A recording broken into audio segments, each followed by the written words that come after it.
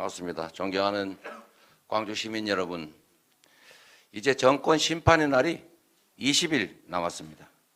이번 총선은 국민의힘과 민주당의 대결이 아닙니다. 나라의 주인인 국민들과 나라를 망친 윤석열 정권과의 대결입니다. 물가 폭탄으로 민생을 파탄내고 입틀막, 칼틀막으로 민주주의를 파괴하는 정권, 국민을 업수히 여기는 무례배 정권을 심판하는 날입니다. 국민이 승리하는 날입니다. 오늘 새벽에 이종섭 대사가 도둑 입국을 했다고 합니다. 굳이 새벽에 들어왔나 싶은 생각이 들긴 합니다. 불과 열흘 전에 호주로 도주 출국을 했는데 이제는 새벽에 들어와서 기자들의 질문에 답도 제대로 하지 않고 서둘러 자리를 떠났다고 합니다. 이종섭 대사는 국기 문란 사건의 명백한 핵심 피의자입니다.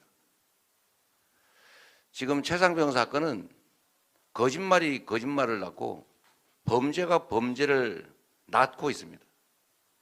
점점 더 문제가 커지고 있습니다. 최상병 사건은 나라를 위해 청춘을 바친 우리 국민이 억울하게 사망한 사건입니다. 그 사망 사건 자체에 대해서도 책임을 져야 마땅하거늘, 진상을 규명해야 마땅하거늘 오히려 진상 규명을 하겠다는 정당한 수사 활동을 오히려 범죄로 몰아서 기소했습니다. 그리고 그 과정에 이 진상 규명을 방해하는 범죄 행위가 있었다고 수사가 진행 중입니다. 그런데 여기에 더해서 핵심 피의자를 권력을 이용해서 해외로 대사로 임명해서 빼돌리는 또 다른 범죄 혐의가 추가됐습니다.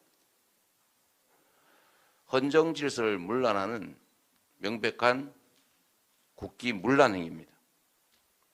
대통령은 즉각 이종섭 대사를 해임하고 출국 금지시켜야 합니다. 마치 이종섭 대사가 행사 때문에 들어왔는데 국민의 뜻을 존중해서 귀국한 것처럼 또 교원 영색하고 있습니다. 경강부회하고 있습니다.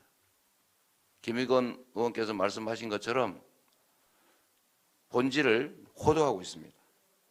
이종섭 대사는 행사 때문에 귀국한 것 그 자체로 마치 국민의 뜻을 존중하는 것처럼 포장하려 하지만 본질은 여전히 대사직을 유지하고 있다는 것입니다.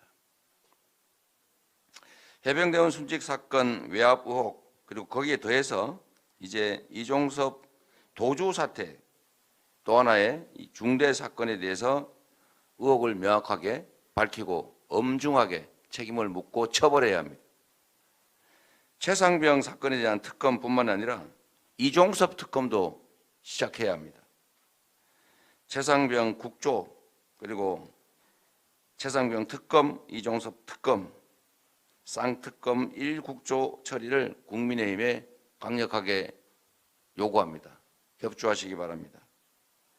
민주당은 총선 전에 본회의에 의원 전원이 참석해 쌍특검 1국조를 처리하겠다는 말씀을 드립니다.